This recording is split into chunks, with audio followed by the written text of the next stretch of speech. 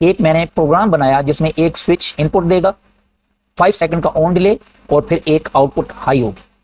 अभी यहाँ पे स्विच ऑफ है इसलिए आउटपुट भी लो है और इनपुट भी लो है।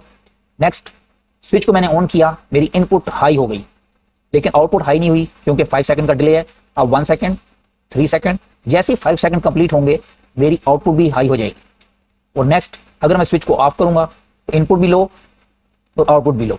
अब यही स्टेप्स हम पीएलसी में देखते हैं कि उसमें कैसे होते हैं।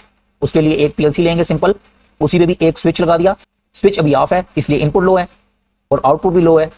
नेक्स्ट स्विच को मैंने ऑन किया, इनपुट हाई हो गई लेकिन आउटपुट हाई नहीं हुई क्योंकि उसमें टाइम रहता है अभी। 1 सेकंड, 3 सेकंड, जैसे ही 5 सेकंड हुए आउटपुट हाई हो गई। और नेक्स्ट अगर मैं स्विच को ऑफ कर दूं तो मेरी इनपुट भी लो हो जाएगी और आउटपुट भी लो हो जाएगी। ये सेम काम हुआ जो आर्डिनो में हुआ था। यहां तक तो मुझे क्लियर हो गया कि मेरा आर्डिनो और पीएलसी दोनों सेम है, दोनों एक ही चीज है। इसका मतलब कि आर्डिनो कंट्रोलर को भी मैं पीएलसी कह सकता हूं। कोई कंफ्यूजन नहीं है क्योंकि सेम वर्क दोनों ने किया। लेकिन ऐसा नहीं है, इतना सिंपल नहीं है। इससे हम नेक्स्ट स्टेप पे जब जाएंगे तो हमें थोड़ा सा और क्लियर होगा